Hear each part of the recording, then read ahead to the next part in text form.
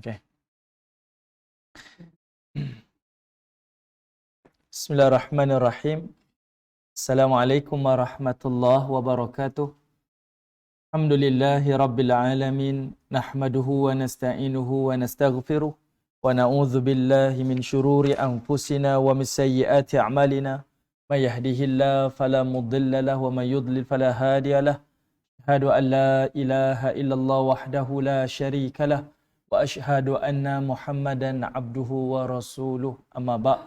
Alhamdulillah, pertamanya kita syukur pada Allah Subhanahu wa taala di atas kesempatan yang Allah izinkan kepada kita, iaitu pada pagi ini untuk berada di dalam majlis ilmu. Moga-moga Allah Subhanahu wa taala melimpahkan kebaikan demi kebaikan, kerahmatan, ketenangan dan juga keberkatan dalam kehidupan kita, dan mudah-mudahan dengan ilmu yang bermanfaat ini akan membimbing hati-hati kita dengan taufik dan hidayah daripada Allah, seterusnya menerangi jalan-jalan kehidupan dunia ini dengan cahaya ilmu, sehinggalah kita kembali kepada Allah nanti di hari akhirat dalam keadaan Allah meredai apa yang telah kita lakukan di dunia, dan juga Allah mengampuni dosa-dosa yang telah kita lakukan di dunia. Dan keberadaan kita di dalam majlis ilmu dan juga hati kita yang sentiasa rasa nak berada di dalam majlis ilmu ni adalah salah satu daripada petanda-petanda baiklah daripada Allah Subhanahu wa taala.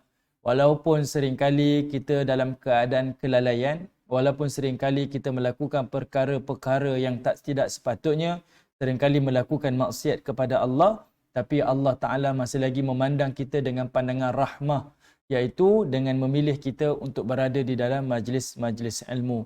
Duduk di dalam majlis ilmu ini akan didoakan oleh para malaikat, dan mudah-mudahan Allah Ta'ala mengampunilah dan memberikan keberkatan demi keberkatan dalam kehidupan kita, insya-Allah. Baik, tuan-tuan, perempuan, ibu-ibu, ayah yang dirahmati oleh Allah Subhanahu wa taala. Insya-Allah untuk pagi ini kita akan sambung lagi tafsir dan tadabbur kita, iaitu pada surah At-Tur, surah yang ke-52. Surah At-Tur, surah yang ke-52, dan insya-Allah kita akan sambung pada ayat yang ke-24. Surah At-Tur, surah 52, sambungan pada ayat 24. Setelah kita berbincang panjang berkaitan tentang nikmat-nikmat syurga Allah Subhanahu wa taala, saya rasa dah hampir berapa tahun 3 tahun kita kan tafsir, kelas kita tafsir kita 3 tahun, 2 tahun lebih dah. Seringkali dah kita bertemu dalam banyak ayat-ayat di dalam Al-Quran berkaitan tentang nikmat-nikmat syurga, banyak dah. Al-Waqi'ah kita dah jumpa. Sebelum tu kita dah bincang dalam surah Al-Mulk sedikit sebahagiannya. Kemudian ada surah-surah yang lain, khususnya pada surah-surah di juzuk Amma. Dan hari ini kita bertemu lagi dengan ayat-ayat berkaitan dengan syurga Allah Subhanahu wa taala. Tujuan Allah Taala menyebutkan ayat-ayat syurga ini adalah untuk menimbulkan rasa kerinduan kita pada syurga Allah yang merupakan asal-usul kepada manusia ini yang asalnya datang daripada syurga Allah Subhanahu wa taala. Saya sering kali menyebutkan, bila kita tengok dunia ni dipenuhi dengan kenikmatan demi kenikmatan, tujuan dia bukan untuk kita ni jadi leka ataupun ralit dengan kenikmatan dunia ni, ataupun leka dan ralit dengan keindahan dunia ni, tetapi melihat keindahan dunia adalah untuk mengingatkan kepada kita tentang kampung halaman kita di hari akhirat, iaitu syurga Allah Subhanahu wa taala. Semisal tuan-tuan, kita duduk di Malaysia, kemudian kita travel lah di luar negara. Tengoklah mana negeri orang yang lebih indah, hujan emas di negeri orang kan. Tapi kita tetap akan teringin dan ada rasa rindu untuk kembali ke kampung halaman kita. Macam itulah dengan kenikmatan-kenikmatan syurga Allah Subhanahu wa taala. Okay, jadi tahunya nikmat syurga, tahunya sifat kepada ahli syurga ni menjadikan kita akan berusaha untuk dapat tempat ini di sisi Allah Subhanahu wa taala. Baik, kita dah bincang dah separuh ayat berkaitan tentang nikmat syurga. Sekadar untuk ulang kaji sahaja, daripada ayat 17 sampailah ayat yang ke-28 Allah Taala sebut nikmat-nikmat syurga. Kita dah bincang dah. Nikmat syurga Allah Taala sebut daripada bersifat individu. Nikmat-nikmatnya tengok ayat 18. Nikmat individu iaitu Allah berikan mereka ni kegembiraan, kesenangan. Senang lenang dalam syurga Allah. Fakihina bima atahum rabbuhum, kata Allah. Mereka diberikan kesenangan, gembira dalam syurga. Itu nikmat individu. Kemudian mereka diberikan jaminan keselamatan pula. Wa waqahum rabbuhum azabal jahim. Ini nikmat individu. Kemudian Allah tambah lagi, kulu washrabu hani'a. Mereka diberikan nikmat individu, ada makanan enak, ada minuman yang enak. Kemudian Allah berikan lagi, muttaqiina ala sururim masfufah. Allah berikan tahta-tahta pula kepada mereka. Ini semua nikmat individu. Cuma daripada nikmat individu berkembang jadi nikmat hidup berpasangan. Allah Ta'ala pun menyebutkan wazawwajnahum. Silakan. Wazawwajnahum.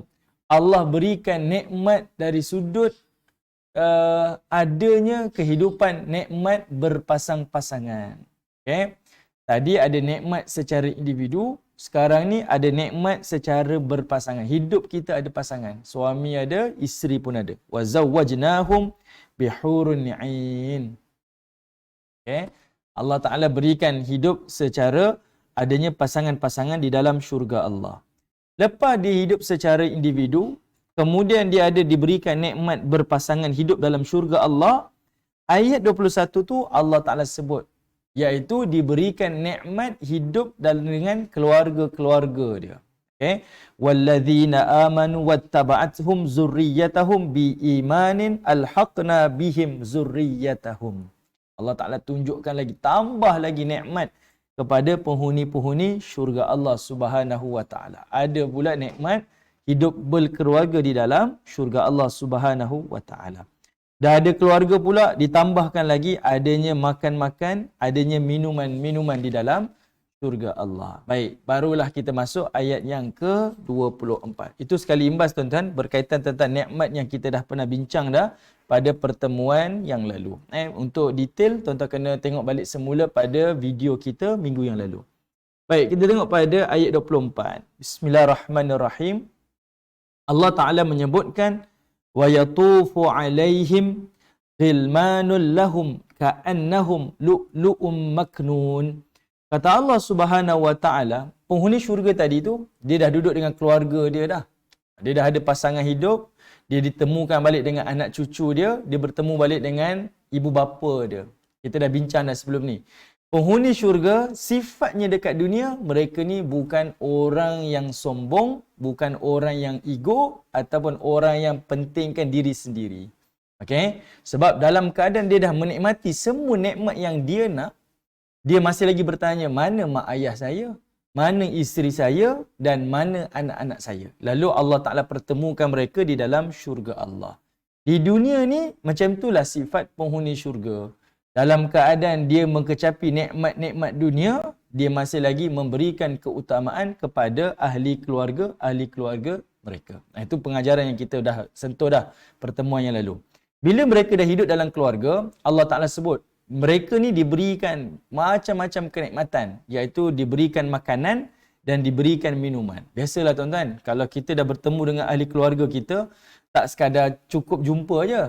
Paling tidak, mesti ada makan-makan, minum-minum kan? Biasalah. Itu kita wajib. Kepuasan tu mesti nak makan minum. Dan Allah raikan. Sebab itu Allah susun ayat tu macam tu. Dan Allah Ta'ala tunjukkan nikmat dia, makanan dan minuman yang dihidangkan itu, ayat 24. Kata Allah, وَيَطُوفُ عَلَيْهِمْ غِلْمَانُ لَهُمْ. Iaitu mereka ni akan dikelilingi oleh pelayan-pelayan untuk mereka. Tapi Allah menggunakan perkataan wayatuf, iaitu mereka ini akan ditawaf. Akan ditawaf. Artinya pelayan ni bukan seorang dua orang, tapi pelayan ni ada ribuan orang. Pelayan ni ribuan orang yang akan serve kepada penghuni-penghuni syurga Allah. Sebab itu Allah menggunakan perkataan wayatuf. Yatuf tu dia datang daripada perkataan tawaf. Kita kata sebut tawaf kan. Mengelilingi ni, ramai yang akan mengelilingi kita. Bayangkan nikmat syurga ni, kita minta dia sampai. Kita minta dia sampai. Terus datang ni, nak itu sampai. Nak minta ni dia sampai. Benda tu datang kepada kita. Tapi Allah nak tunjuk nikmat, kebesaran dan kemuliaan penghuni syurga ni, dia tetap dihidang dan dilayan oleh pelayan-pelayan yang khas. Tak perlu pelayan pun sebenarnya. Kita minta sampai. Tapi Allah sebut juga ada pelayan ni. Sebab apa? Nak menandakan kemuliaan. Nak menunjukkan dia ni dihormati, dimuliakan di dalam syurga Allah Subhanahu wa taala. Saya sebutkan tuan-tuan minggu lalu kan. Kita naik bas sahajalah. Jangan naik bas lah, naik kapal terbang. Kalau ikutkan dalam kapal terbang tu ada je makanan, adanya minuman. Ada kan? Makanan ada, minuman ada. Tapi ada pelayan yang akan serve. Yang duduk dekat ekonomi macam ni caranya, yang duduk dekat business class pun macam ni caranya. Ada tak pelayan? Ada. Pelayan akan letakkan makanan, tanya nak makan apa, tanya nak minum apa, dihidangkan. Dan kita rasa itu satu penghormatan pada kita. Dan kita rasa sangat appreciate dengan layanan-layanan seperti itu. Okay? Saya pernah naik bas di Saudi. Bas ni untuk VVIP. Bayaran dia sekali trip 11,000. Ni, satu bas ni, selalu kita naik bas 44 seat, 40 seat. Ada bas ni dia kurang daripada 10 seat. Dan kursi dia melengkung macam kursi kapal terbang tu. Pernah tak business class kursi tu kan? Yang boleh flat dia punya tu kan? Flat bed tu dekat dalam bas ada. Dia buat. Dalam tu pula, kalau ambil yang 11,000 punya package, dia bukan sekadar kerusinya macam tu. Bahkan ada pula stewardess dalam bas. Kita panggil apa kalau dalam bas? Stewardess. Stewardess kan. Ada juga pelayan-pelayan dia. Dalam bas tu, dia ada meja. Meja tu meja besar macam ni. Meja macam ni. Dia boleh makan 4 orang. Kursi tu boleh pusing. Kemudian dalam bas tu ada air, ada kuih, ada itu, ada ni. Semua dah dihidang dah. Tapi pelayan ada tak? Ada. Pelayan tu tanya nak makan apa, dia tolong bukakan ni. Kita rasa dah mudah lagi. Itu pelayan yang Allah Taala yang ada dekat dunia ni. Boleh bayanglah macam mana di dalam syurga Allah Subhanahu wa taala. Okey. Baik, kemudian Allah Taala sebut lagi, ka'annahum lu'lu'um maknun. Pelayan-pelayan ini Allah Taala sifatkan ka'annahum. Okey, sebelum tu yang baru sampai boleh tengok surah At-Tur, surah 52 ayat 24, ayat 24. Saya tak pasti kalau Quran dia muka surat apa tak pasti, tapi kalau tengok nombor surah apa? 524, muka surat 524. Okey. Jadinya Allah Taala sifatkan pelayan-pelayan ini ka'annahum adalah seumpama mereka ini lu'lu' seperti mutiara maknun, mutiara yang tersimpan. Mutiara yang tersimpan. Apa yang dimaksudkan dengan mutiara yang tersimpan? Kata Al-Hafiz Ibnu Katsir, dia kata apa? Di dalam syurga Allah Subhanahu wa taala diberitahukan kepada kita adanya ghilman, pelayan-pelayan, pengiring-pengiring di dalam syurga Allah. Seakan-akan mereka ni seperti mutiara yang tersimpan. Artinya dari sudut keindahan rupa paras tu. Kan kalau kita tengok orang yang kerja dekat kapal terbang ni memang dia kalau dia berjambang dia perlu di-shave dan dikemaskan. Saya ada sahabat dekat sini duduk ni. Dia kerja Haji Yusof nama dia. Dia duduk sini USJ ni. Dia kerja dengan mas. Dia masa berkhidmat dia kata apa? Kami ni kena jaga kesihatan. Dia ada berdiri satu mesin tu. Mesin tu akan bagi tahu kesihatan dia ni macam usia 30-an. Kalau steward dia kena ada tu, dia ada macam tu. Kalau mereka ni tak sampai ke tahap tu, dia tak boleh fly. Dia kena jaga tubuh badan dia, kena kurus balik, kena sehat, kena fit. Barulah dia boleh bertugas balik. Itu tanggungjawab yang mereka kena bayar untuk jadi steward dan stewardess ni lah. Kita sebab apa? Sebab first impression kita lah. Tengok kalau pelayan ni macam tak elok, kita rasa pun tak okey kan. Tapi ada juga kapal terbang yang pelayan dia tu dia ambil orang-orang yang senior citizen. Yang badan gempar-gempar, yang ada juga. Itu ikutlah dia punya konsep.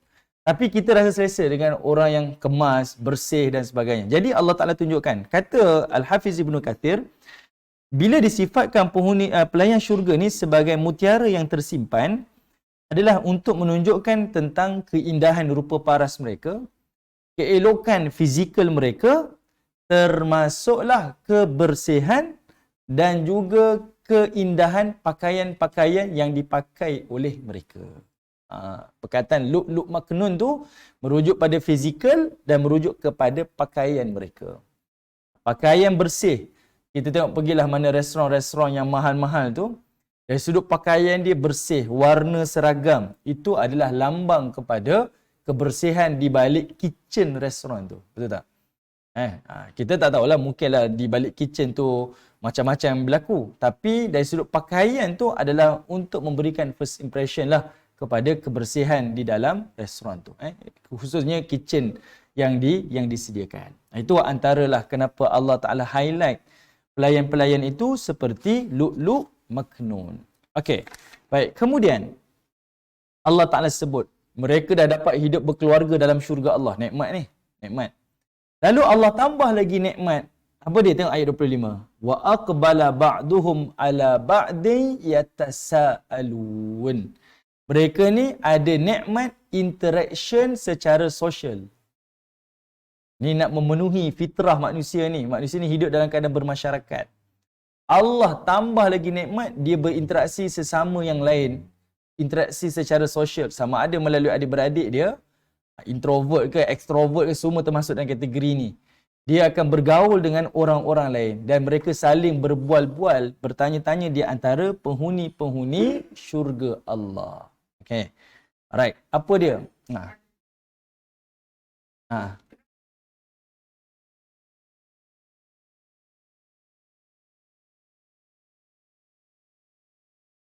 Macam mana?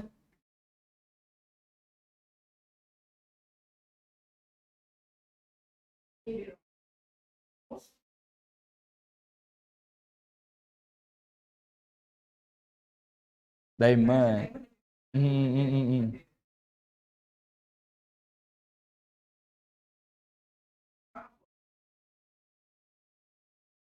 Diamond.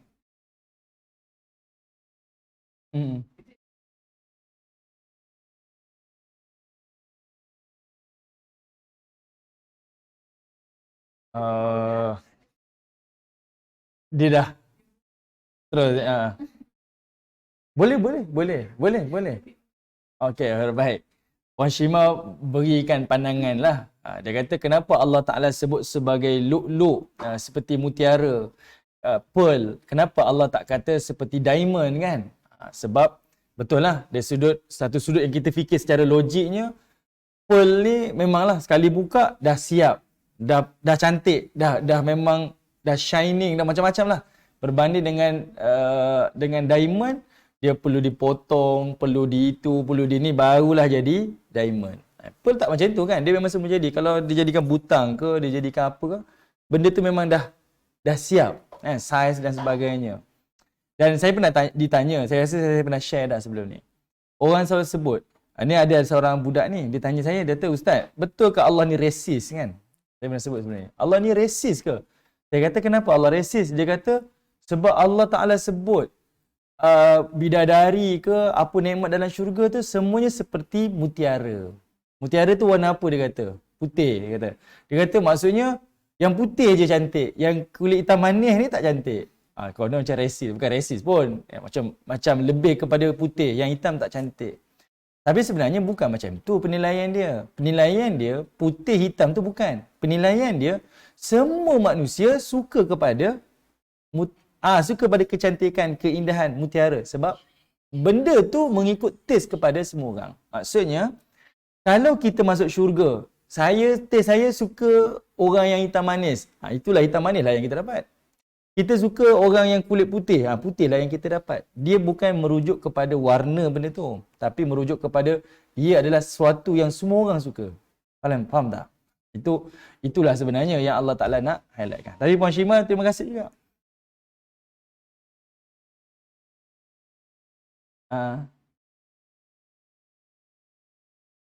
Putih. Oh ya. Kulit. Ada juga. Memang ada juga. Ada juga. Betul, ada juga. Memang taste manusia kan. Dia orang kulit putih tak suka orang warna kulit putih. Sebab itu kita tak hairan mereka kahwin dengan orang kulit hitam, kulit yang macam sawo matang. Memang taste manusia lain-lain kan. Kecantikan tu subjektif lah. Alright. Okey, terima kasih Puan Shima menambahkan lagi kita punya maklumat lagi kan. Tambah. Ini membawa kita berfikir kenapa Allah Ta'ala sebut perkataan-perkataan seperti itu. Okey. Baik, sekarang ni kita tengok Allah Ta'ala sebut nikmat kepada penghuni syurga iaitu mereka ada interaksi secara sosial, yang suka bergaul, yang suka berinteraksi. Sebab manusia ni hidup secara fitrah adalah dengan hidup bermasyarakat. Jadi Allah Ta'ala tunjuk, seorang penghuni syurga akan bertemu dengan penghuni syurga yang lain, yatasa'alun, mereka saling bertanya-tanya. Apa yang mereka tanyakan? Ini adalah perbualan di antara penghuni syurga. Dan perbualan ni akan jadi pengajaran kepada kita di dunia ni. Tengok ayat 26. Allah kata apa? Qalu inna kunna qablu fi ahlina musyfiqin. Kata Allah Subhanahu wa taala, penghuni syurga ni dia pun berkata. Okay, penghuni syurga ni pun dia berkata. Dia kata apa? Inna kunna qablu fi ahlina musyfiqin.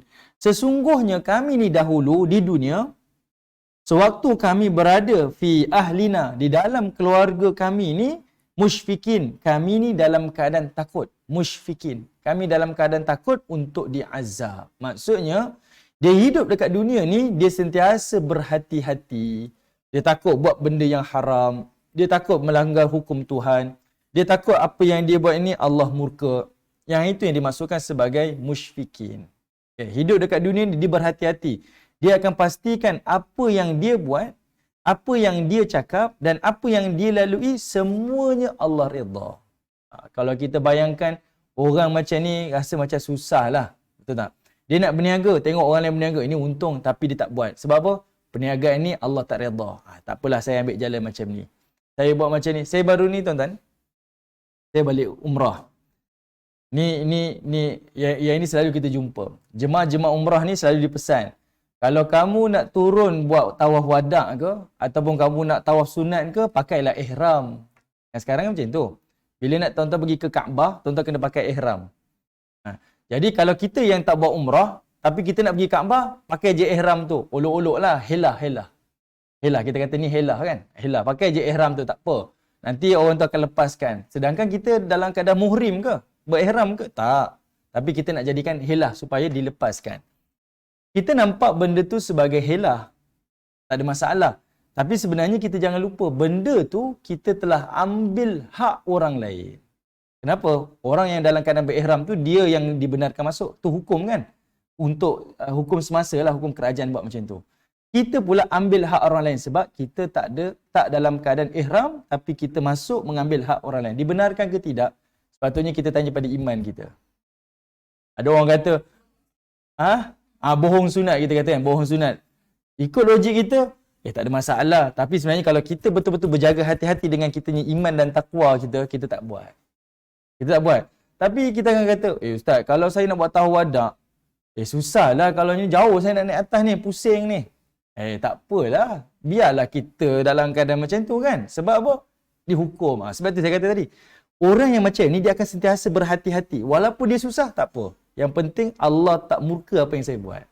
Asalkan saya tak melanggar apa yang Allah Ta'ala telah tetapkan. Dia sentiasa fikir macam tu. Bukan fikir senang dia. Kalau saya susah, tak apa. Kan ada skuter, naiklah skuter. Bayar sikit lah. Ataupun Allah beri kita kesihatan. Cuma jalan tu jauh sikit je. Kalau naik tingkat 1, tingkat 2 jauh sikit je. Tapi tak apalah. Allah beri kita kesihatan. Jalanlah. Tapi kita ni lebih nak mudah sangat. Tapi Allah tunjukkan, penghuni syurga ni disebut. Salah satu asbab dia masuk syurga ni dekat dunia, dekat akhirat ni, sebab dunia dulu antara orang yang musyfiqin. Orang yang takut Allah azab dia. Apa yang dia buat, dia sentiasa fikir. Kalau saya buat macam ni, Allah redha ke tidak? Kalau saya buat macam ni, Allah suka ke tidak? Saya buat macam ni, Allah murka ke tidak? Ini cara orang mukmin, penghuni syurga berfikir dekat dunia. Dia berfikir macam tu. Sentiasa memastikan apa yang dia buat, Allah redha ataupun tidak. Tapi kadang sedih juga, mutawih yang cadangkan tu. Kadang mutawih yang cadangkan. Kalau anak tu pakai ihram, acah-acah pun tak apalah dia tu. Hati-hatilah tuan-tuan. Tawaf wadak ni dari sudut, kalau haji hukumnya wajib. Cuma dari sudut umrah, dia ada dua hukum. Para ulama yang mahir pun dalam ilmu haji dan umrah ni, memang mereka khilaf lah. Memang khilaf. Ada yang meletakkan hukumnya wajib, ada yang meletakkan hukumnya sebagai sunat sahaja. Harus untuk dilakukan. Cuma mazhab Syafi'i meletakkan perjalanan keluar lebih daripada 2 marhalah, maka diwajibkan untuk buat tawaf wadak. Tapi pandangan yang lain ada meletakkan hukumnya adalah sebagai harus sahaja. Okey. Itu antara pandangan perbincangan para ulama lah berkaitan dengan tawaf wada. Tapi kalau haji wajib. Tapi kalau umrah kita ada pilihan untuk buat ataupun untuk tak buat. Tapi saya galakkan untuk buat. Sangat menggalakkan untuk buat kita buat tawaf wada. Tapi kalau kita tengok dia ni memang tak mampu, memang tak sihat, kita ambil pandangan yang meletakkan hukum tidak mengapalah untuk dia tak buat. Okey. Baik, nanti itu banyak lagi perbincangan tawaf wada. Orang kata lepas tawaf wada tak boleh bergambar lah. Toleh-toleh belakang. Itu banyak lagi. Itu banyak lagi. Kalau nak bincang, kena masuk kelas umrah boleh kita bincang. Memang macam-macam. Okey, tapi Allah Ta'ala nak tunjuk kat sini. Cara penghuni syurga berfikir dekat dunia dan sifat mereka dekat dunia ni orang yang musyfikin. Orang yang takut Allah azab. Cara berfikir, cara dia bertindak, cara dia bercakap, dia sentiasa fikir. Allah redha ke tidak? Kalau saya buat macam ni, apa kata Allah? Kalau saya buat macam ni, Allah suka ke tidak? Sentiasa fikir macam tu. Itu cara orang mukmin ataupun penghuni syurga berfikir. Lalu mereka kata apa? Tengok ayat 27 tu. Allah kata apa? Famannallahu alaina. Ini penghuni syurga sebut. Penghuni syurga sebut. Asbab kami dulu dekat dunia berhati-hati dengan hukum hakam Allah ni, maka famannallahu alaina. Kesan daripada rasa takut tu, berhati-hati tu, maka Allah Ta'ala famannallah. Allah kurniakan kepada kami ni keamanan, perlindungan. Wa waqana, dan Allah lindungi kami ni azab as-samum, daripada azab as-samum. As-samum ni apa ibu-ibu? As-samum ni dia adalah merujuk kepada udara yang membakar. Kita dah pernah baca dalam surah Al-Waqi'ah dulu kan? Ashabus shimal lima ashabus shimal fi samumin wa hamim. Dalam neraka Allah ada samum, udara yang sekali tiup terbakar terus penghuni neraka. Dia belum diazab. Dia baru duduk, baru sampai, baru jejakkan kaki kali pertama tu, udara bertiup je terbakar. Bayangkan kita duduk dalam kelas kita ni, tutup aircon, tutup lampu semua. Semua orang gelisah dah. Itu baru tutup lampu, tutup aircon, tutup kipas. Yang ini dalam neraka, udara yang bertiup tu, udara tu adalah membakar. Namanya samum. Jadi Allah Ta'ala sebut, penghuni syurga ni disebut, kerana kami ni berhati-hati dekat dunia dulu, takutkan azab Allah, maka kami jaga hukum hakam Allah, maka hari ni kami rasa kesan tu, famannallahu alaina. Allah kurniakan kami ni keamanan dekat akhirat, masuk syurga. Wa waqana azab as-samum, dan Allah pelihara kami daripada azab as-samum.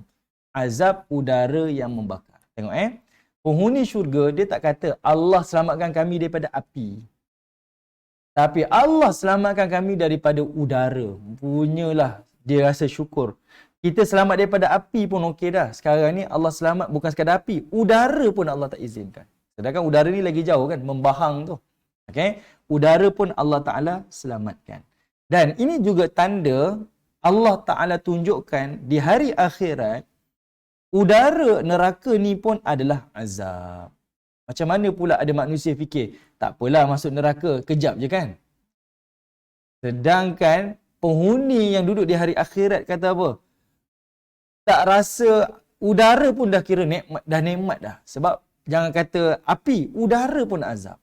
Udara yang membahang tu pun adalah azab. Macam mana pula kita boleh kata, kalau saya masuk neraka, kejap je pun, tak lama pun, nanti masuk syurga pula. Sebab udara pun adalah azab di sisi Allah Subhanahu wa taala. Okey. Kemudian mereka ni bukan sekadar berhati-hati dekat dunia sampai Allah selamatkan dan Allah lindungi daripada udara yang membakar dalam neraka Allah. Bahkan mereka kata apa? Inna kunna min qablu nad'uh. Dia kata apa? Dulu kami dekat dunia juga adalah orang yang beribadah kepada Allah. Okay. Kami dunia dulu, kami ni adalah orang yang beribadah kepada Allah. Nad'u. Yang berdoa dan beribadah kepadanya. Perhatikan perkataan nad'u tu. Ada hal dhamir kat situ. Hal dhamir dekat situ adalah merujuk kepada Allah Ta'ala. Dia jaga tauhid dia. Perkataan tu selalu kita terlepas pandang. Sebab kami dekat dunia dulu berdoa pada Allah. Banyak-banyak berdoa pada Allah. Kami dekat dunia dulu beribadah kepada Allah Ta'ala. Tapi ayat itu sebenarnya menunjukkan kepada kita tauhid yang jelas.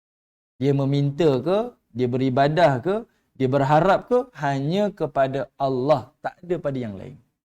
Tauhid tu dijaga sungguh hanya kepada Allah Ta'ala. Itu Allah highlightkan tu. Inna kunna min qablu nad'u. Ni siapa yang sebut ni? Ini adalah ucapan penghuni syurga.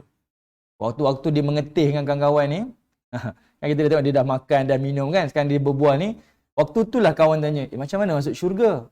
Kawan dia pun cakap, aku masuk syurga sebab macam ni lah. Dekat dunia aku dulu, aku orang yang berhati-hati. Kalau berdoa tu berdoa pada Allah. Dia sebut pengalaman-pengalaman dia menjadi asbab masuk syurga Allah. Jelas tuan-tuan? Lalu dia kata apa? Sebabkan dia buat sekian-sekian amalan ini, innahu, sesungguhnya Allah itu huwal barru ar-rahim. Allah lah Tuhan yang al-bar, Tuhan yang melimpah kebaikan dia. Ar-Rahim, dan Tuhan yang maha penyayang. Tengok ayat ni dia sebut berapa kali nama Allah? Ada 4 kali nama Allah. Perhatikan, Allah kata apa? Innahu. Pertama, hu, sesungguhnya. Allah lah, nya tu Allah. Huwa, dialah Allah. Al-Barru, Allah. Ar-Rahim pun Allah. Dia nak tegaskan, dia betul-betul nak kata Allah ni betul-betul Tuhan yang Al-Bar, melimpah kebaikan, dan Ar-Rahim, Tuhan yang melimpah kasih sayang dia. Kenapa tuan-tuan? Sebab penghuni syurga ni dia dah dapat nikmat tu. Dia dah rasai nikmat tu. Dia tahu amal yang saya buat ni tak setimpal dengan ganjaran yang saya dapat. Sebab itu dia kata Allah ni betul-betul Al-Bar, Ar-Rahim. Kalau kita lah dapat nikmat yang kita dah jangka, kita kata apa? Okey-okey lah. Betul tak? Okey-okey je lah. Saya okey-okey je lah. Dah expected dah kan?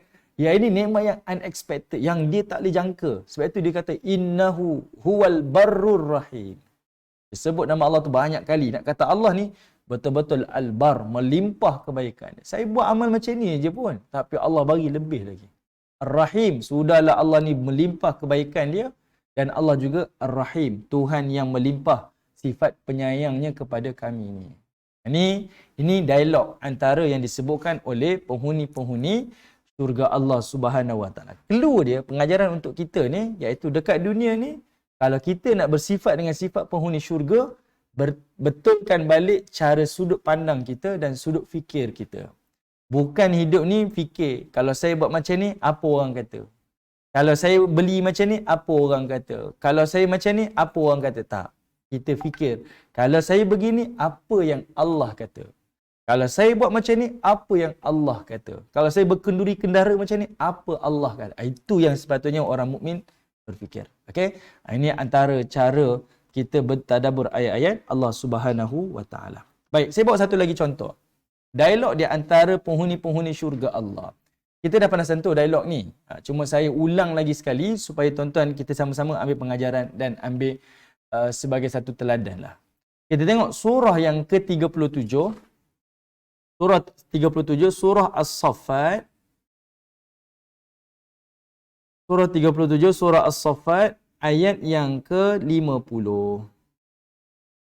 37, 50. Surah As-Saffat, surah 37, ayat yang ke-50. Okay. Allah Ta'ala sebutkan, ada satu lagi dialog perbualan di antara penghuni syurga Allah. Fa'aqbala ba'duhum ala ba'din yatasa'alun. Penghuni syurga ni saling berhadapan. Dan mereka saling bertanya-tanya di antara mereka. Kita nak tahu kan, apa perbualan ni? Penghuni syurga dengan penghuni syurga. Muka surat apa kalau Al-Quran? Surah As-Saffat, surah 37, ayat 50. 447. Kalau tengok Quran, 447. Saya ni tak buka Quran, tengok aplikasi jadi. Sebab kalau guna aplikasi Quran, kita tengok nombor huruf, nombor surah je, kan? Dia lebih mudah sikit lah. Okey. Baik, tengok apa yang penghuni syurga sebut. Bila ditanya, macam mana kamu ni masuk syurga, kan? Kita nak tahu topik perbincangan penghuni syurga ni. Kata seorang penghuni syurga ni, qala qailum minhum inni kana li qarin. Salah seorang daripada penghuni syurga ni kata apa? Dia kata apa? Inni, sesungguhnya aku itu, kanali dahulu di dunia, li qarin. Memiliki ada seorang qarin. Qarin ni bukan saka lah tuan-tuan Qarin dekat sini adalah teman yang sangat rapat. Qarin ni teman yang sangat rapat. Dia memang kaum baik ni, kaum baik. Qarin ni memang kaum baik sungguh lah. Berdamping dengan kita ni. Okey. Lalu kawan ni, tapi cuma Qarin ni, kawan dia ni kawan yang suka tempelak kawan yang ahli ibadah ni. Dia kata apa? Ni dialog penghuni syurga Dia kata yaqulu. Dahulu masa kami dekat dunia ni, kawan saya ni dia kata apa pada saya? A innaka laminal musaddiqin. Dia kata, kamu ni percaya ke adanya hari akhirat? Kita kan kat dunia ni ada kawan-kawan kita yang mungkin macam tu kan? Kawan-kawan kita yang tanya kita ni kawan baik ni. Kalau kawan yang kita tak kenal, kita mungkin tak berdialog macam tu. Sebab kan kita dah baik dah, memang kenal sungguh. Maka dia cakap daripada hati ke hati. Kau percaya ke hari akhirat ni? Kau percaya ke tidak? Kawan ni mungkin kata, ya saya percayalah. Tapi kawan kita ni kata, saya tak percayalah. Contoh. Okay. Jadinya, Allah Ta'ala rakamkan. Penghuni syurga ni, dia dah masuk syurga. Dia teringat kawan dia dulu. Dulu dekat dunia dulu, kawan saya ni pernah tanya saya, kau percaya ke hari akhirat ni? Dan kawan tu kata apa? A'idha mitna wa kunna turaba inna lamadinun. Dia kata, adakah kau percaya apabila kita dah mati dan apabila kita dah jadi tanah, turaba, dan apabila kita dah menjadi izam, tulang belulang, inna lamadinun, adakah kita ni akan dibalas amal yang telah kita lakukan? Maksudnya kita ni hidup balik ke hari akhirat, Allah beri pula ganjaran apa yang telah kita lakukan. Logik ke? Okey. Tuan-tuan yang dirahmati Allah, ayat ni dah berulang-ulang teknik dia, sama je. Tengok ayat dia ni. Dalam surah-surah yang lain pun Allah gunakan teknik yang sama. Cuba tuan-tuan perhatikan surah As-Saffat ayat 52 tu, Allah menggunakan perkataan, ada perkataan a'innaka. Kemudian Allah Ta'ala sebut perkataan a'idha kan? A'idha. Kemudian Allah Ta'ala sebut perkataan a'inna.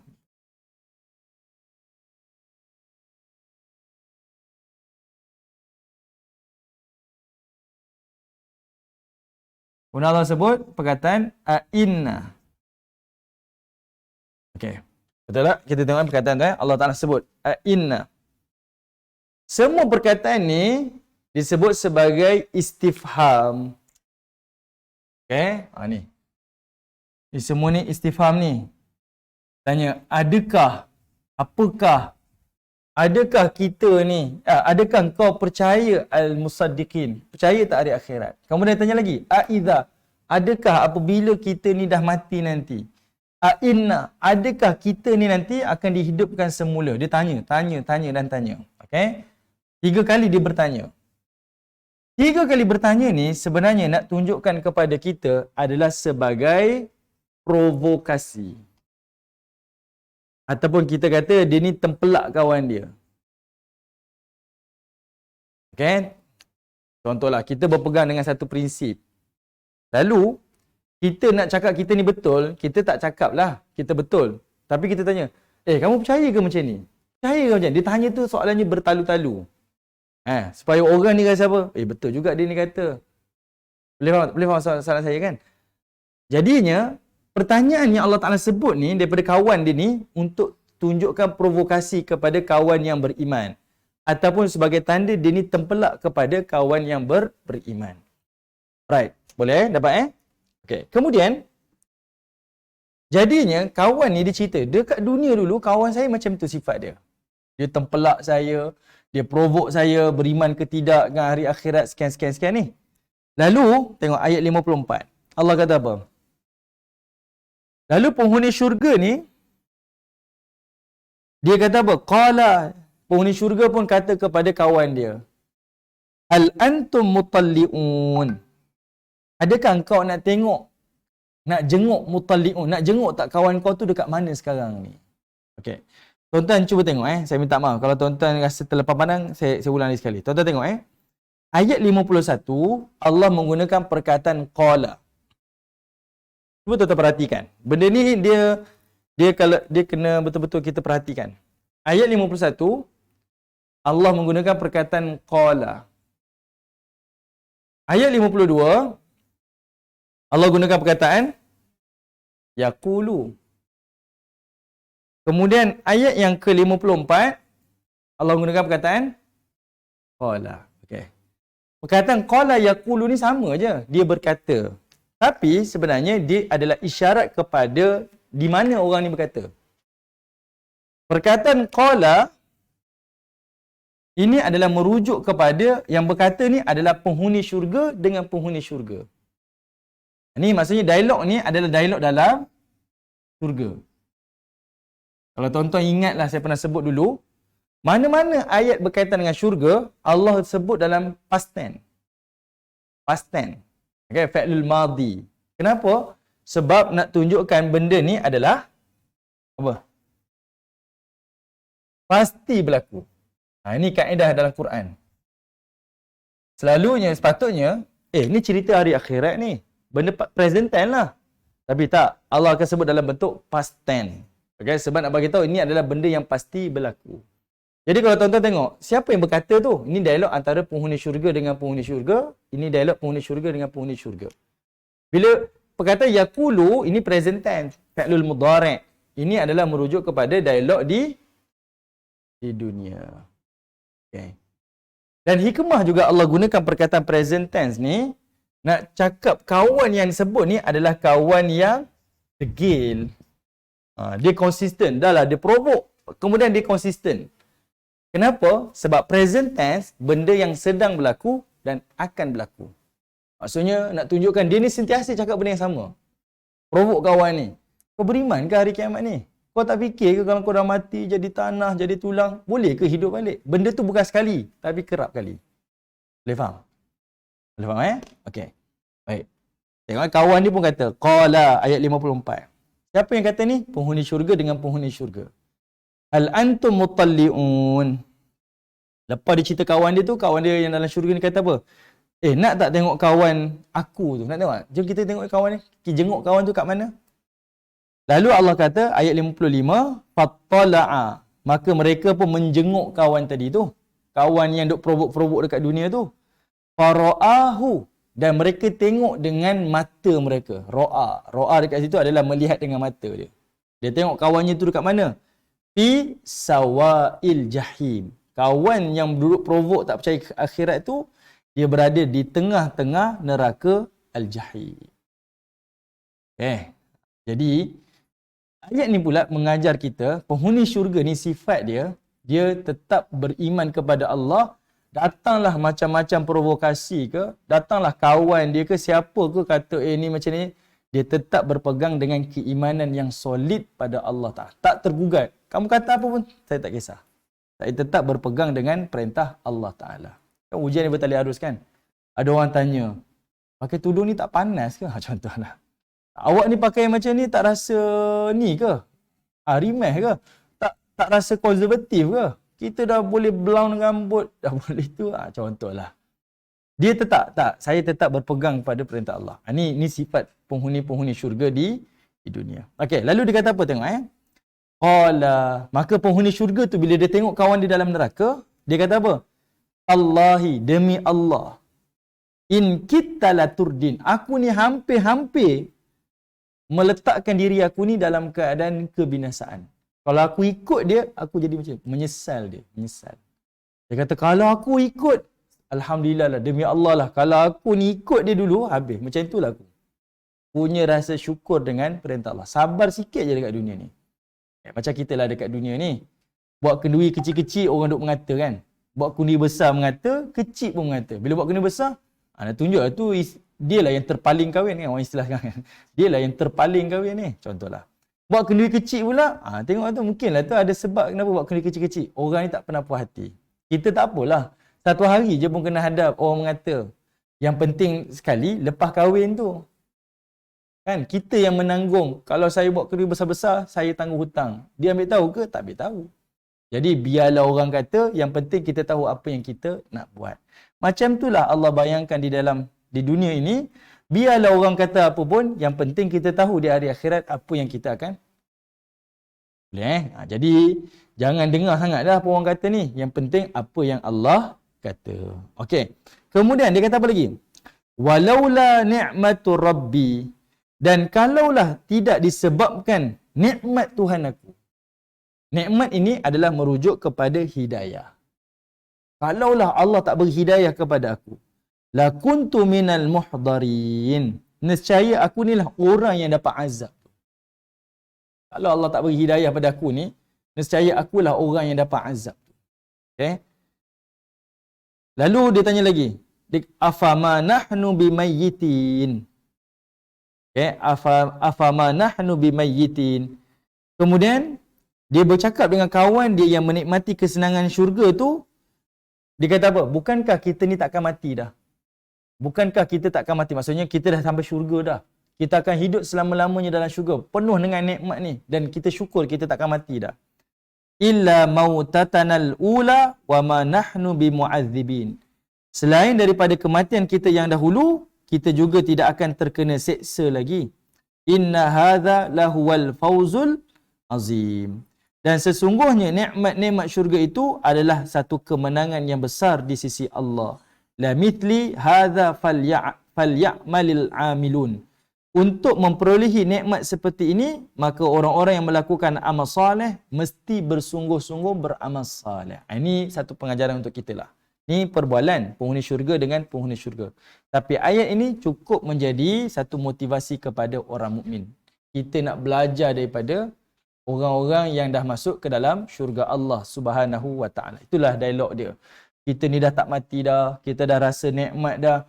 Jadi kalau nak dapat benda ni disebut, kita kena sentiasa berusaha untuk menjadi orang yang melakukan amal soleh kepada Allah Taala. Ayat ni adalah dialog penghuni syurga dengan penghuni syurga. Tapi teladan kepada kita. Macam mana kita nak mengikuti jejak langkah mereka? Ikutlah seperti mana yang telah mereka lakukan. Okey, baik, selesai. Ada soalan dulu? Tak ada. Sila.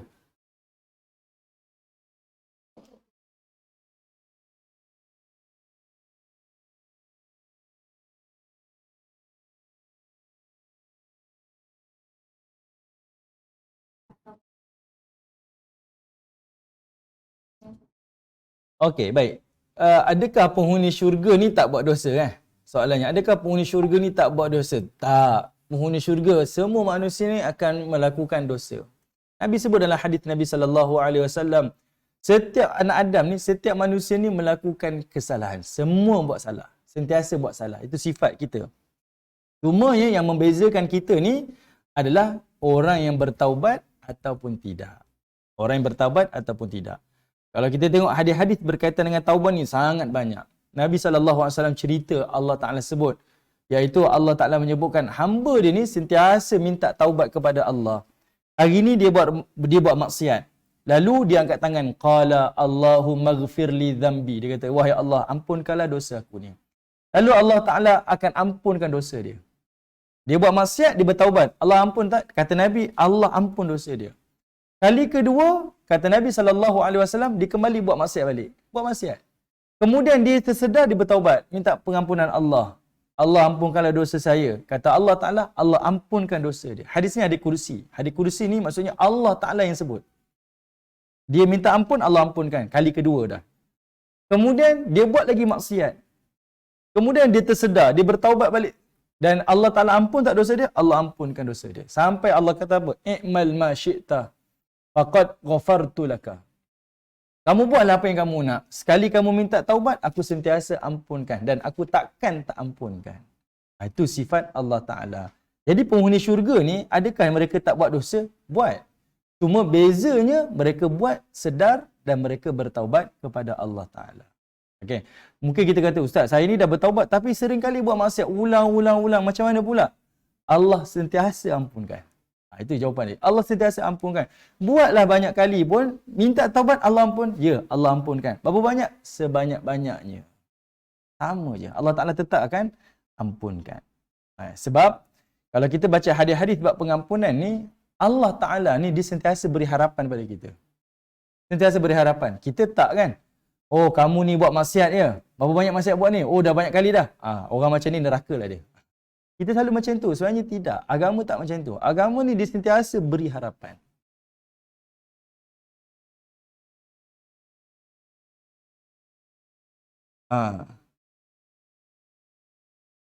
Okey, harapan tadi tu adalah Allah Ta'ala.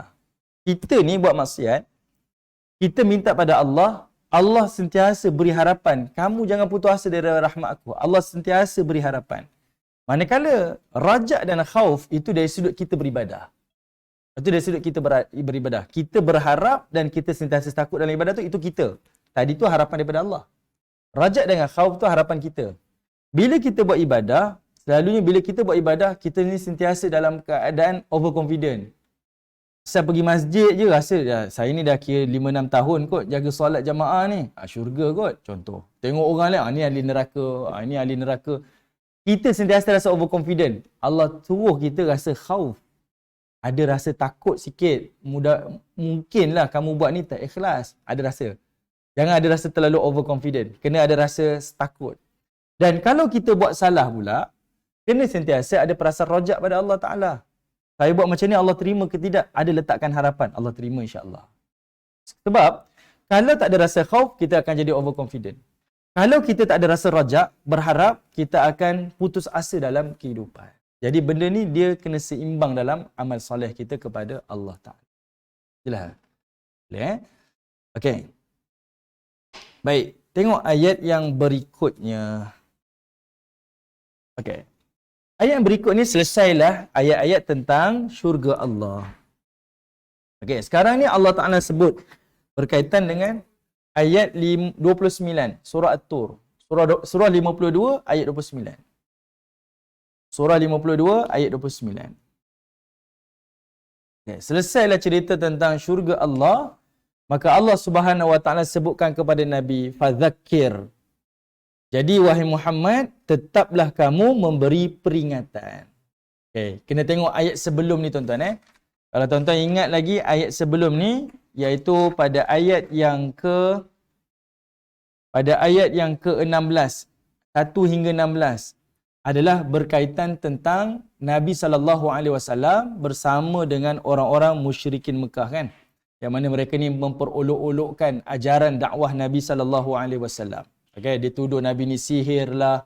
Dia kata Nabi macam ni lah. Bergurau senda ataupun bergurau dalam hal-hal berkaitan dengan ketaatan, keimanan pada Allah dan sebagainya. Maka ini sebagai peringatan lah. Nabi kata, Allah kata apa? Fadzakir. Wahai Muhammad, ingat, beri sentiasa peringatan kepada kaum kau. Jangan berhenti daripada dakwah. Sebab apa? Nikmat dah melimpah ni. Kerja kamu hanya sampaikan maklumat. Kerja kamu adalah sebagai an-Nabi, membawa berita besar daripada Allah Ta'ala. Sampaikan apa yang Allah perintahkan. Lalu, Allah kata apa? Fama anta bini'mati rabbika bikahinin wala majnun. Tengok Allah kata, fama anta. Maka tidaklah kamu itu. Fama, ma kat situ an-nafyu Maka fa tu maka ma tidak. Dan tidak maka tidak anta, kamu wahai Muhammad. Bi ni'mati rabbika, dengan nikmat Tuhan kau.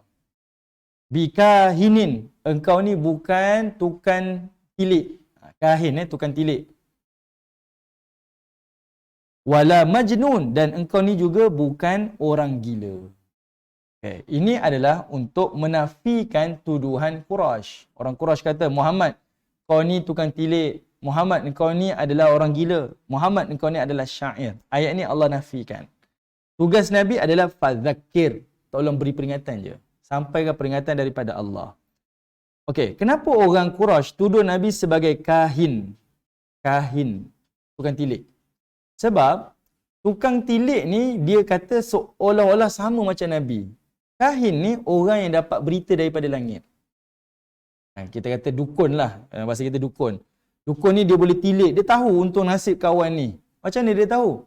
Sebab saya ada bela satu ni, dia bagi tahu contoh.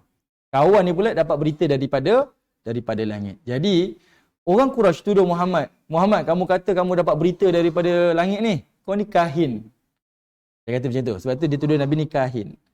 Kedua, dia tuduh Nabi ni sebagai majnun, iaitu orang gila. Kenapa dia tuduh Nabi ni sebagai orang gila? Ada dua sebab. Sebabnya, bila Nabi baca Quran, dia kata Muhammad hanya boleh keluarkan ayat-ayat Quran ni waktu dia ni dalam keadaan disampuk. Maksudnya dalam keadaan dia tak sedar diri, dia boleh keluarkan perkataan-perkataan macam tu. Orang kena rasuk lah. Orang gila lah tu tak sedar. Hilang dia punya rasional dia. Barulah dia boleh sebut perkataan-perkataan macam tu. Sebab tu dia panggil Nabi ni majnun. Kedua, majnun dekat sini, gila dekat sini, siapa yang terkena dia ni, dia akan terkena sampukkan tu juga. Kalau kita panggil pukau lah. Tapi orang Arab ni, kalau Muhammad ni, dia sentuh kawan ni pun akan kena sampuk juga. Maksudnya hilang pertimbangan juga. Sebab bila Nabi cerita tentang Quran, tentang dakwah, orang yang dengar tu pun akan beriman juga. Dia akan beriman kan. Dia kata, dah Muhammad ni gila. Kawan ni pun gila. So dia panggil Nabi ni majnun. Okay. Tapi Allah nafikan semua tuduhan ni. Allah kata apa? Muhammad ni dia dapat berita daripada langit dan dia sampaikan dakwah orang boleh ikut dia, orang beriman kepada Allah, itu adalah bi ni'mati rabbik. Tengok ayat sebelum tu. Bi ni'mati rabbik. Ini adalah nikmat Allah pada kau wahai Muhammad. Tu ayat Allah nafikan. Muhammad bukan kahin dan Muhammad ni bukan gila. Tapi itu adalah nikmat Allah pada dia. Dia dapat berita daripada langit, itu wahyu. Yang dia diberikan kemampuan, apa yang dia kata orang beriman tu, itu adalah ayat-ayat Al-Quran daripada Allah. Nikmat daripada Allah kepada baginda Nabi SAW. Okay. Allah tolak dua tu. Kemudian Allah Ta'ala datangkan lagi. Allah kata apa? Am yakulu nasyair. Ataupun orang-orang Quraisy ni pula, dia kata Nabi ni adalah syair, tukang penyair. Tiga benda tuduhan kan. Penyair, orang gila, dukun dia kata. Bomoh lah Nabi ni. Syair. Dia kata Muhammad ni penyair. Sebab bila dia dengar ayat Quran, mereka sendiri pun terpukau. Mereka sendiri tak boleh nafikan. Quran ni memang indah. Memang sedap untuk didengari. Ada konten dia. Dia punya susunan dia cantik. Ayat-ayatnya indah. Memang mereka tak nafikan. Maka dia kata Muhammad ni syair. Muhammad ni penyair. Dia kata Muhammad ni penyair. Tapi Allah nafikan ayat dia, iaitu perkataan binikmati rabbik tu. Sama je ayat 29 dengan 30 tu dia sekali. Lalu bila orang-orang Quraisy ni menuduh Nabi ni sebagai syair, lalu mereka kata apa? Natarabbasu bih. Itu ucapan orang Quraisy. Dia kata apa? Natarabbasu bih. Kami ni natarabbasu. Kami ni akan tunggu. Raibal manun dia kata. Kami akan tunggu sampailah kecelakaan akan menimpa Muhammad. Okey, perhatikan perkataan al-manun. Al-manun tuan-tuan, di dalam bahasa Arab artinya adalah kematian. Al-manun ni artinya adalah kematian. Kalau kita terjemahkan macam ni tuan-tuan. Muhammad ni dituduh sebagai penyair. Dia kata kita rasa Muhammad ni memang kita tak boleh challenge lah. Ayat-ayat yang keluar daripada mulut dia tu memang hebat. Lalu orang Quraisy kata apa? Tak apalah. Kalau macam ni, natarabbasu bih. Kita biarkan je Muhammad ni. Kita tunggu je lah sampai dia mati. Artinya, kita bayangkan, kalau dekat Malaysia ni, ada seorang penyanyi hebat. Ataupun seorang yang sangat popular. Kita akan kata apa? Tak apa, lambat laun nanti populariti akan hilang. Itulah. Lambat laun nanti dia pun akan mati. Tak apalah, biar je lah. Dia sambil takap macam tu. Kita tunggu dan lihat je lah. Wait and see je. Satu masa nanti populariti akan hilang. Satu masa nanti dia akan mati. Benda tu akan habis macam tu je. Okay. Ini tuduhanlah mereka kepada Nabi SAW. Ayat 21, ayat 31, Allah suruh Nabi jawab. Kul, katakanlah wahai Muhammad. Kau pesan pada orang Quraisy ni. Farabbasu. Kau tunggulah. Ni Allah suruh Tuan-tuan dengar. Kul, Allah suruh kata, Nabi berjawab. Muhammad kau jawab. Apa yang Nabi kena jawab? Tarabbasu. Nabi kena cakap pada orang Quraisy, tarabbasu. Kau tunggulah, tak apa, tunggu. Fa inni ma'akum. Aku pun akan tunggu dengan kau juga. Kau tunggulah, aku pun akan tunggu juga. Minal mutarabbisin. Kita sama-sama tunggu. Kita sama-sama. Kau tunggu, aku pun tunggu juga. Apa maksud tunggu dekat sini? Adalah tak apa, kita tengok nanti. Lambat laun nanti sama-sama akan sedar siapa benar, siapa salah. Kalau nak lawan-lawan pun tak guna juga kan. Duk bergaduh-gaduh kan. Tak apa, kau tunggu, aku pun tunggu. Kita tengok siapa yang menang, siapa yang salah. Hari ini kita jadi saksi. Kat sini ada 2 tafsiran. Hari ini kita jadi saksi. Nabi hilang tak populariti dah. Sampai hari ni orang akan kaitkan dia dengan Nabi. Paling tidak orang kait, saya ni keluarga Nabi. Sampai orang jual minyak wangi dekat Mekah tu pun sebut Abdul Samad Al-Qurashi kan. Tulis Abdul Samad dah lah, dia nak Qurashi. Sebab apa? Nak bagi tahu dia ni keturunan Nabi juga. Apa pasal tak ada kedai minyak wangi dekat Mekah tu? Dia tulis Abdul Samad Al-Qurashi. Nak bagi tahu dia pun keturunan Nabi juga. Orang akan sandar diri mereka dengan kekeluargaan dengan Nabi. Paling tidak orang akan sandarkan dia ni sebagai umat Nabi SAW. Populariti Nabi hilang? Tak hilang. Tafsiran kedua, yang disebutkan mereka tunggu ni, aku pun tunggu ni, adalah merujuk kepada tengok nanti dekat hari akhirat. Kita tengok siapa yang betul, siapa yang salah. Okay? Sekarang ni bukti dekat dunia kita nampak dah. Bukti di hari akhirat sahaja kita kena tunggu masa yang akan menentukan. Okey. Baik, itu antara hujah lah nak menolak tuduhan-tuduhan daripada orang-orang Quraisy. Ni tuan-tuan kena ingat ayat yang kita bincang ni dia berkaitan dengan awal surah At-Tur, dan awal surah At-Tur ni dia berkaitan dengan surah Az-Zariyat. Kalau tuan-tuan ingat kita bincang awal dulu tu saya ada sebut dah. Surah At-Tur ni adalah untuk menjawab tuduhan-tuduhan Quraisy. Cuma ayat syurga yang kita bincang sebelum tu untuk beritahu, kalau kamu follow je Nabi ni, inilah nikmat yang akan terhidang untuk kamu semua. Okey, tengok ayat 32. Kata Allah Subhanahu wa taala, am ta'muruhum ahlamuhum bihadza. Apakah mereka itu, iaitu orang-orang Quraisy, ta'muruhum, mereka ni diperintahkan, ahlamuhum bihadza. Ahlamuhum kalau tuan-tuan tengok terjemahan diterjemahkan sebagai apa? Fikiran-fikiran kan? Betul tak? Ada terjemahan lain tak? Fikiran-fikiran. Okey, perkataan ahlam ni ada banyak maksud. Ahlam ni kebiasaannya disebut sebagai mimpi. Ahlam. Mimpi ni dipanggil ahlam. Ahlam. Ahlam juga diterjemahkan sebagai intellectual. So, apa-apa yang berkaitan dengan minda lah. Mimpi, ngauk minda. Intellectual berkaitan dengan minda. Fikiran pun berkaitan dengan minda. Jadinya Allah nak kata apa? Macam mana orang Quraisy boleh cakap benda yang macam ni? Muhammad ni syair. Muhammad ni kahin. Muhammad ni gila. Macam mana mereka boleh kata macam ni? Adakah itu tahap intelektual dia? Adakah itu tahap intelektual orang Quraisy ni sampai dia kata macam tu? Dalam masa yang sama, Allah Ta'ala nak bagi tahu juga, fikiran mereka pun terjejas. Kejap kata sihir, kejap kata gila, kejap kata dukun, kejap kata syair. Patutnya konsisten lah. Kalau gila-gila lah. Kalau penyair lah. Kalau dukun lah. Tak, dia antara dia pun dah celaru dah. Yang ni kata gila, yang ni. Itu ke tahap kamu? Itu Allah Ta'ala tanya. Am ta'muruhum ahlamuhum bihadza. Adakah kamu punya intelektual sampai tahap tu je? Okay? Sedangkan 3 watak tu tak sama. Betul tak? Kalau kata dukun, tak sama dengan orang gila. Sebab dukun tu, kalau hari ni lah, orang dulu pun, orang gila berubat dengan dukun. Dah kalau dukun pun sama pesen dengan orang gila, takkan orang nak pergi berubat. Betul tak? Jadi, benda tu dah berlawanan antara watak dengan watak tu. Kejap kata gila, kejap kamu kata dia ni dukun. Lagi-lagi kamu tanya pula dia ni penyair. Tak sama langsung, tak sama. 3 watak tu tak sama. Sekarang kamu kata Muhammad dengan 3 tuduhan. Lagilah tak masuk akal. Sebab itu Allah sebut macam tu. Dan Allah kata apa? Amhum qaumun taghun. Ataupun mereka ni memanglah kumpulan yang taghun, kumpulan yang melampaui batas. Tak lain dan tak bukan sebab intelektual tapi melampaui batas. Kenapa Allah kata taghun, melampaui batas?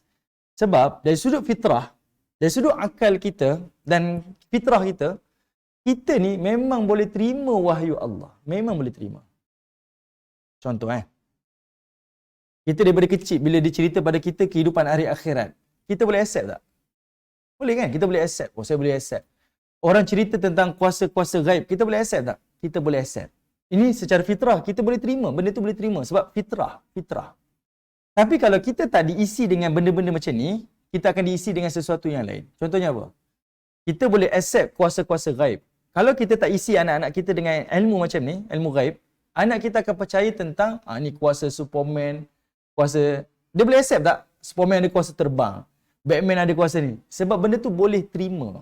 Boleh terima. Tapi bila manusia boleh kata, saya tak percayalah dia ni. Yang itu Allah kata, kamu ni turun, kamu ni melampau batas. Akal kamu boleh terima, fitrah kamu boleh terima, tapi kamu tak boleh terima. Jelas? Faham tak maksud saya? Boleh kan? Boleh. Okey. Secara fitrahnya, dari sudut akalnya, wahyu yang turun ni, kita boleh terima sebenarnya. Kita tak akan rasa, tak logik lah. Pernah tak tuan-tuan baca Quran dan kita dengar, kata tak logik lah benda ni. Jarang. Melainkan kita berfikir, penyampaian tu salah. Tapi kalau kita faham seperti mana yang Allah sampaikan, kita akan boleh terima. Logik, benda ni logik. Sebab secara fitrah kita boleh terima benda tu. Kita boleh accept. Sama ada kuasa gaib ke, cerita hari akhirat ke, kita boleh accept. Sebab fitrah kita memang boleh menerima. Boleh menerima. Cuma bila kita kata, saya tak beriman, Muhammad ni dusta lah. Saya tak percaya ada akhirat lah. Muhammad ni bukan Rasul. Allah kata, kamu sebenarnya turun, melampau batas sebenarnya. Sebab kamu boleh terima, tapi kamu menafikan tentang perkara-perkara yang fitrah kamu boleh terima. Sebab itu Allah kata mereka ni sebagai turun. Jelas? Jelas ya? Boleh. Dia sebenarnya dia dari satu macam mana kata ya? Arrogant lah. Sebenarnya kamu ni sombong pada diri kamu lah. Kamu ni tak nak terima benda tu. Kamu ego dengan diri kamu lah. Sebab itu Allah kata kamu ni orang yang melampaui batas. Secara fitrah kamu terima sebenarnya. Kamu boleh terima, tapi kamu nafikan. Sebab itu kita tengok agama lain. Mana-mana agama pun, mereka akan buat dan mereka meyakini ada kehidupan akan datang. Mana-mana agama. Bukan agama kita, agama lain. Sebab nak kata fitrah manusia konsisten mempercayai ada kehidupan lepas ni. Tengok agama sekian, bakar kertas. Sebab apa? Nak post ke sana. Bakar itu dan sebagainya kan. Mereka ada kepercayaan. Firaun sendiri buat piramid. Sebab apa? Dia nak ada makam yang paling besar. Dia nak tempat yang paling mulia dan sebagainya. Firaun pun percaya hari akhirat. Ada kehidupan selepas kematian. Kita pula tak percaya. Sebab itu dipanggil turun. Kamu ni melampau batas. Lebih daripada lebih daripada Firaun. Lebih. Firaun percaya hari kebangkitan kan?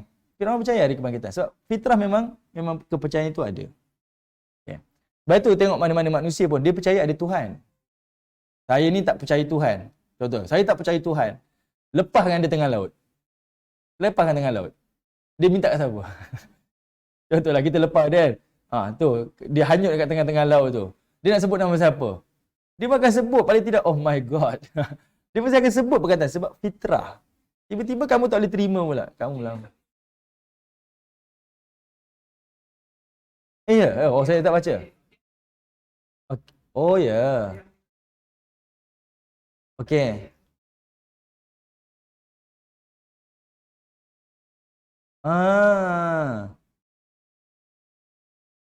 Okey, Yusuf Islam Oh, maksudnya dia sendiri, masa dia hanyut tu, dia sendiri, kalau Tuhan kau ada, kau selamatkan aku. Allah selamatkan betul-betul. Dia sama dengan kisah yang saya ingat berlaku kepada Ikrimah bin Abu Jahal. Ni anak Abu Jahal ni. Nabi SAW bila masuk kota Mekah, Nabi tawan kota Mekah, Fatu Mekah, Abu Jahal ni lari. Minta maaf. Ikrimah lahir. Abu Jahal dah mati dah, ayah dia. Ikrimah ni lari.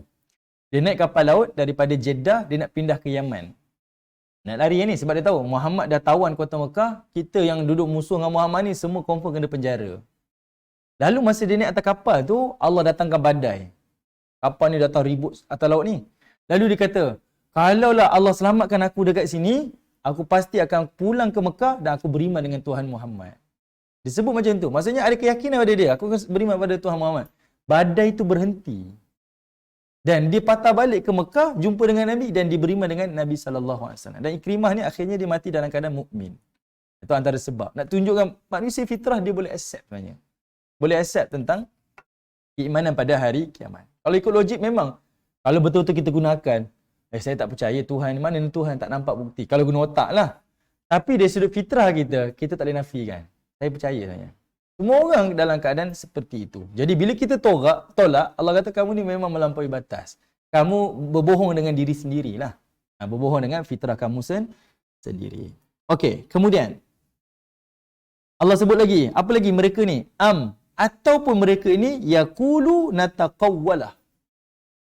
Ataupun mereka berkata Muhammad ini adalah taqawwalah. Muhammad ni buat-buat. Kalau orang muda kata ni acah-acah lah. Sebab bila Nabi sebut ayat-ayat Quran, dia kata apa? Muhammad ni acah-acah aje pandai cakap syair-syair yang hebat-hebat ni lah. Dia berpura-pura lah. Membuat-buat, kita kata mereka-reka lah ayat Quran ke, mereka-reka itu dan sebagainya. Lalu Allah kata apa? Bala yu'minun. Sebenarnya mereka tu yang tak beriman.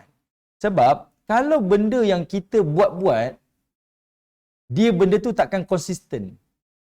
Betul tak? Kalau kita buat-buat, kita takkan konsisten. Dari sudut akhlak kita lah, kita buat-buat sopan santun sebenarnya. Tapi satu masa nanti, benda tu akan terzahir juga. Dia bukan secara automatik. Sebab benda tu dibuat-buat. Tapi Nabi SAW konsisten macam tu. Daripada dia lahir, punya akhlak sampailah dia wafat. Dan kalau Nabi buat-buat nak cerita tentang dakwah ni, sahabat Nabi ni dah sampai dibunuh dah. Mereka sampai pergi keluar perang dah. Nabi tak ada kata, okeylah kita berhentilah. Tak, dia tak jadi macam Rasul Melayu kan. Dah ditangkap, dicekup, ditakut-takutkan, duduk dekat tempat kandang pesalah tu. Hari ni saya letak jawatan sebagai Rasul Melayu. Dah pula letak jawatan. Itu baru nama buat-buat. Itu nama buat-buat. Dia bila dah tu, baru dia rasa, salah aku ni. Dia kata, aku tak nak, dia fikir masalah banyak. Itu nama buat-buat. Tapi Nabi ni tak buat-buat. Dia konsisten, berpegang. Sebab itu Allah kata, bala yu'minun. Bukan sebab kamu buat-buat Muhammad. Dia yang tak beriman. Okay? Itu ayat yang ke-33. Okey. Lalu Allah Ta'ala sebut, kalaulah kamu tak boleh beriman dengan Quran ni, kamu kata Quran ni dusta dan sebagainya, kamu dah kata dah Muhammad ni sihir, dukun. Kamu kata Muhammad ni majnun. Tadi kahin dukun sebab dapat berita langit. Kamu kata Muhammad majnun sebab Muhammad ni dalam keadaan tak sedar dia sampaikan maklumat. Orang yang dengar pun tak sedar dah. Hilang rasional dia. Kamu juga kata Muhammad ni syair dan macam-macam tuduhan. Allah kata mudah. Falyatu. Sekarang ni kamu datangkan. Allah gunakan huruf fa dekat situ. Falyatu. Kamu datangkan sekarang. Bihadithim mithlih. Iaitu ayat-ayat yang seumpama dengan Quran. In kanu sadikin. Kalau kamu itu adalah orang yang benar. Mudah aja. Cakap banyak tak guna dah. Sekarang ni mudah. Kamu kata Muhammad reka-reka, kamu kata Muhammad ni majnun, kamu kata Muhammad macam-macam tuduhan. Kita selesaikan. Kamu datang ayat seperti Al-Quran. Kalau kamu benar, datangkan. Kalau mampu, okey, kita challenge. Itu cara Allah Ta'ala suruh Nabi SAW jawab kepada orang-orang Quraisy. Okey, baik. Tuan-tuan yang dirahmati Allah. Kita tengok apa cabaran Allah pada orang-orang Quraisy. Bukan Quraisy je. Termasuk seluruh manusia. Termasuk semua para jin juga. Okay, maksudnya manusia ke, jin ke, semua ni termasuk. Kamu mendustakan Rasul, mendustakan Muhammad, kamu datangkan ayat seperti Al-Quran. Contoh ayat lain. Tuan-tuan buka surah Hud, surah yang ke-13.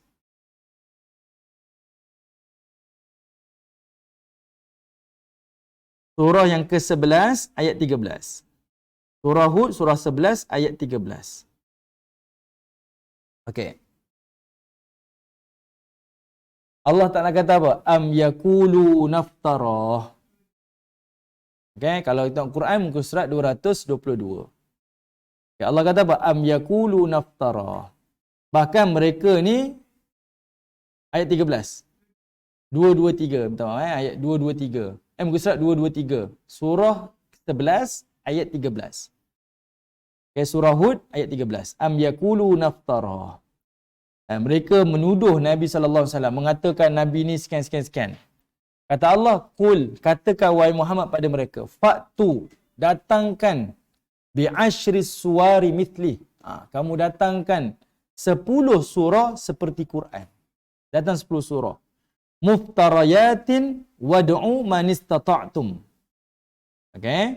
Dan, panggillah sesiapa pun yang kamu mampu.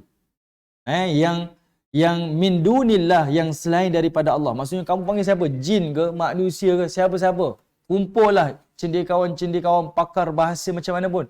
Duduk berhimpun, berkumpul, buatlah apa-apa majlis pun, keluarkan 10 surah. Seperti mana Al-Quran. Kalau kamu tuduh Muhammad ni tak benar. Selalunya, orang yang berani cabar ni sebab dia pihak yang benar kan. Dia pihak yang benar, sebab itu dia berani cabar. Kalau dia tak berani cabar ni, pihak salah lah. Melainkan benda tu tak penting. Tapi sebab ni benda penting ni, tuduhan tu berat. Jadi sebab itu, Allah suruh Nabi SAW cabar orang-orang Quraisy ni dan seluruh manusia. Sebab itu ayat ni umum. Panggillah siapa-siapa manusia sampai kiamat pun, datangkan 10 surah seperti Al-Quran. Datangkan seperti Al-Quran. Okey, itu yang pertama. Yang kedua, tuan-tuan tengok surah Yunus, surah 38, ayat, surah Yunus, surah ke-10, ayat 38. 10:38 surah ke-10 surah Yunus ayat 38. Muka surat 213. Surah Yunus surah 10 ayat 13. 10:13. 10:13. 10:38 minta maaf. 10:38. Allah tanya, Allah Taala cabar lagi. Am yaqulu naftara. Ada orang yang mengatakan Muhammad ni sekian. Allah jawab apa? Qul fa'tu bisuwaratin mithli. Kamu datangkan kepada aku ni satu je surah. Tadi 10 surah, ni satu surah. Dah bagi diskaun dah. Tadi 10, sekarang datangkan satu. Wad'u man istata'tum min dunillah in kuntum shadiqin. Dialog yang sama. Kamu kumpullah, serulah siapa-siapa pun selain daripada Allah, bincanglah. Keluarkanlah satu surah sebiji kalau kamu ni orang yang benar. Hari ni tuan-tuan, tak ada seorang pun berani keluarkan ayat-ayat seperti Al-Quran. Tak ada orang boleh kata, ni ayat Quran. Ni tak ada. Kalau kita belajar ilmu nahwu saraf dalam bahasa Arab, memang contoh-contoh yang selalu digunakan, kebanyakan contoh tu daripada Quran. Ilmu balaghah yang kita belajar dalam bahasa Arab pun, kalau mereka datang contoh, tak ada contoh yang paling tepat, melainkan contoh daripada Al-Quran. Siapa-siapalah yang kalau belajar ni, dia akan tahu. Contoh tu mesti diambil daripada Quran, mesti daripada Quran. Sebab memang komplit. Kesenian dan keindahan Quran tu tak boleh dinafikan. Dan konten dia bukan konten yang mengarut-ngarut. Contoh tuan-tuan, Musailamah Al-Kadzab, dia pernah cabar Nabi. Dia kata, aku pun dapat wahyu ni.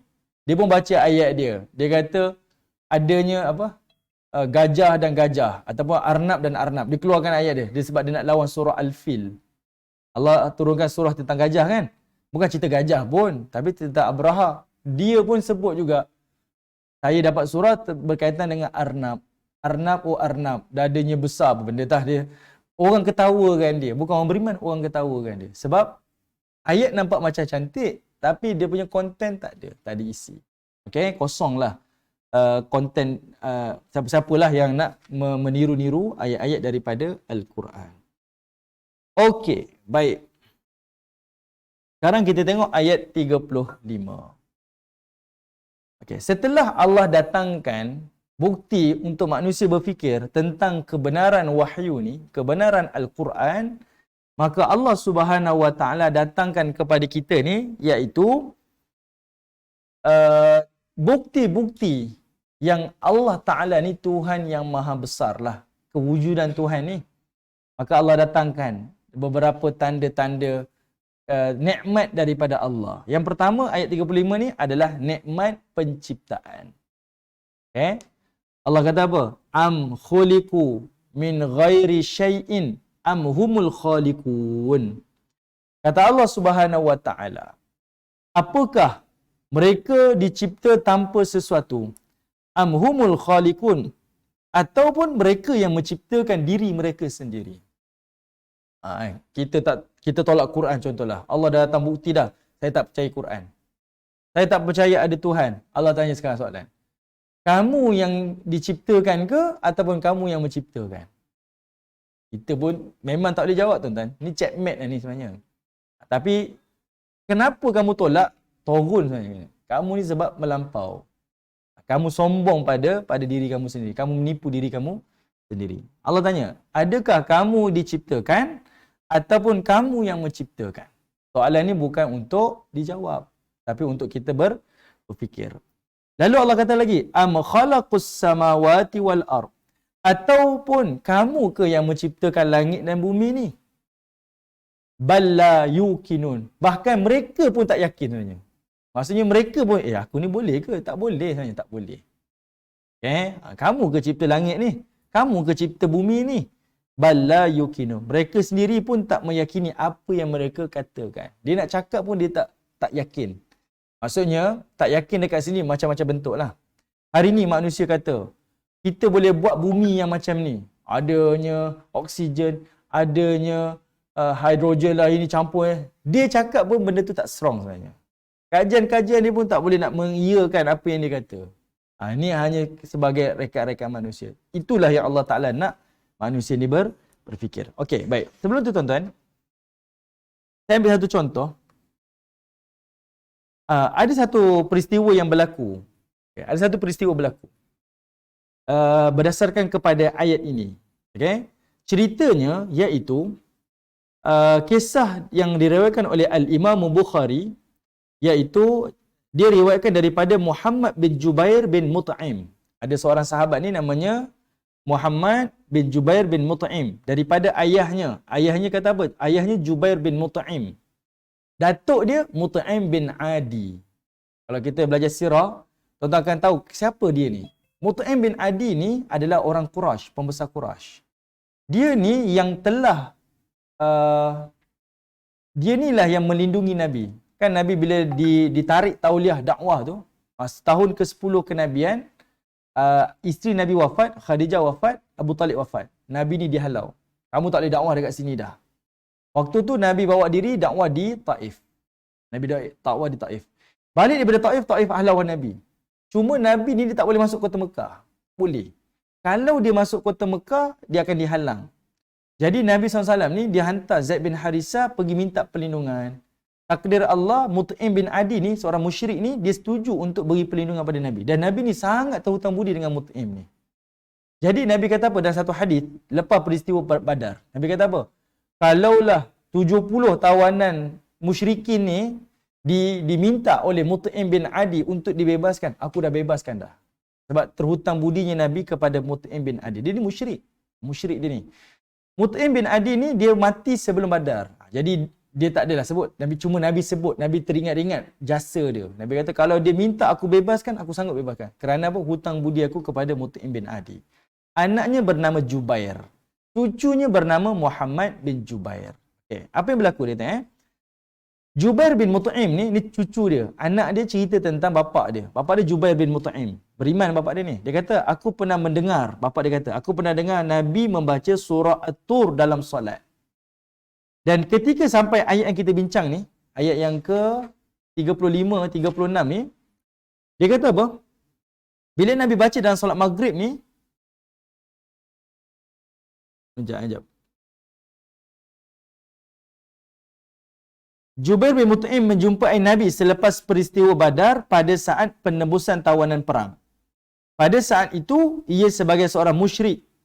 Dan dia membaca ayat ini dan mendorongnya akhirnya memasuki Islam. Tengok Maksudnya, ayah dia bila dengar Nabi baca ni dalam solat, dan asbab tu membuatkan dia terfikir. Dia tersandar berfikir, betul lah. Aku ni menafikan Tuhan. Aku ke cipta diri aku? Aku ke yang cipta langit dan bumi ni? Membawakan dia berfikir. Bila dia berfikir, akhirnya ayat ini mendorong dia memeluk agama Islam. Itu yang menjadi huraian daripada hadis riwayat Al-Imam Bukhari berkaitan dengan ayat ini. Okay? Membawa manusia ni berfikir. Saya suka nak sebut ni macam ni lah tuan-tuan. Bila kita berdakwah, kita tak semestinya kena sebutlah. Kita akan sebut Quran ni benar. Tapi bagi orang musyrik, dia tak beriman Quran ni benar kan. Tapi macam mana nak katakan Quran ni benar? Maka datangkanlah sesuatu yang mereka boleh berfikir secara logik. Salah satunya macam yang ayat ni lah. Okay, mereka tak beriman pada Muhammad. Tak beriman pada Allah. Kamu tanya pada dia. Siapa yang jadi langit bumi ni? Kamu ke Allah? Membawa dia berfikir dan membawa dia rasa kerdil dan dia tak mampu dan meyakini ketuhanan itu adalah milik Allah Subhanahu wa Ta'ala. Okay, itu antaralah. Okey, baik tuan-tuan yang dirahmati Allah. Banyak lagi sebenarnya nak sentuh ni. Kita berhenti kat sini dulu. Nanti kita akan sambung lagi pada ayat yang berikut. Saya akan ulang lagi sekali tuan-tuan, ayat 35 ni. Dan kita akan tengok ayat-ayat selepas ini berkaitan tentang bukti-bukti kekuasaan dan ketuhanan Allah Subhanahu wa taala. Wallahu taala a'lam. Assalamualaikum warahmatullahi wabarakatuh.